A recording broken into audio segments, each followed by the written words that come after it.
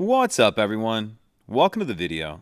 Today we're going to take a look at how to reset the oil life, which will clear the oil change due message on a 2012 Dodge Durango. Like I said, it's a 12 Durango in this video, but it will be the same on a couple different years. And the Dodge Durango we're working on in this video has a push-button start ignition. So the first thing we're going to do is put the ignition in the run position. So without pressing the brake, I'm going to press the stop-start button 2 times. And that puts the vehicle in the run position. Now I'm going to press the gas pedal to the floor 3 times.